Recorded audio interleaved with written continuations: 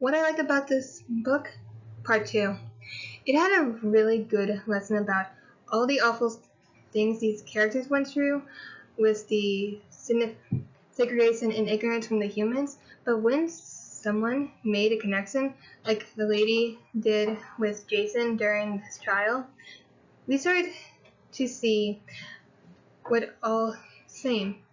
No matter what our biology is, or everything these characters have fur or skin, that we're people. We live our lives, we have dreams, fantasies, everything. And these characters show that if you make a connection and take away all the other stuff, at our core, we're people. And we can get along if we tried. And I liked about this book because it said that if we did it more in real life, many people would get along with each other more. This is food for thought. Another thing I liked about the story was the steamy sex scenes that was for good, detailed, passionate, felt real, and no artificial. You could feel the passion with these characters, the love they had for each other, the tension Max had when Jason said he was a virgin, and everything. It was absolutely fantastic and tastefully done. And honestly, the labels match the story. Thank God.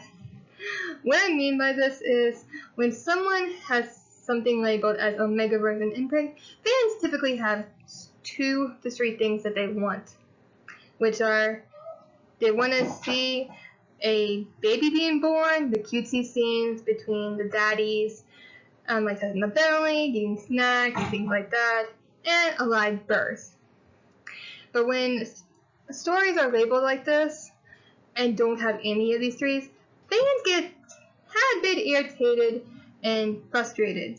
But I assure you, ladies, gents, and everyone in between, that you do get adorable little babies, cutesy scenes between the couples during the pregnancy, along with some bantering over what to name the charming little Babaroo.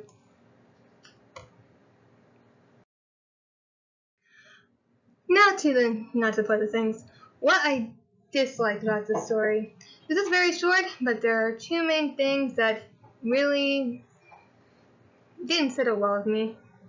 One, I absolutely love the sex scenes, but they were a bit too short. I wish they were a bit longer than a few pages, including more than just 2, because we hear about the other moments between the couple, but I wish we got to see them instead of hearing about them. It would have been nice to see their passion progress as they got comfortable with each other's bodies. And we only see it 2 times and don't hear about the others, and I just wish they were a little bit longer, and I've made 1 or 2 more. Another thing was, they didn't really go into detail about what is a true Omega.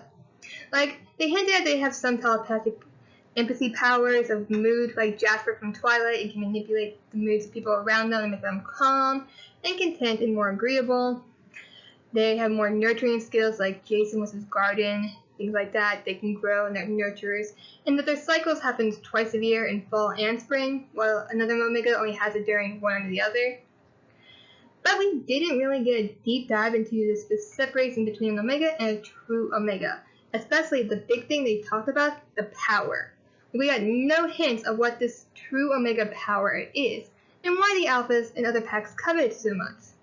Hopefully, we'll get this explained in the other books, but I do wish it had been more seen in this book to give a taste of what's to come. My final synopsis of this piece. To sum this book up, it was a great example of fear causing segregation, how ignorance is a dangerous thing, how one can find love after so much heartache, and that you can still find some peace in someone in this world that will treat you the way you want to be treated. It is a good example of whatever and every relationship should be, and a hope for a brighter future. There were some massive lessons we can learn from this, along with some steamy sexing and adorable babies.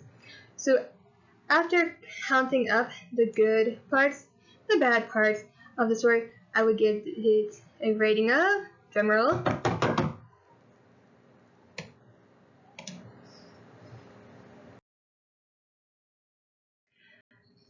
a 4 out of 5 stars, and would highly recommend this to read.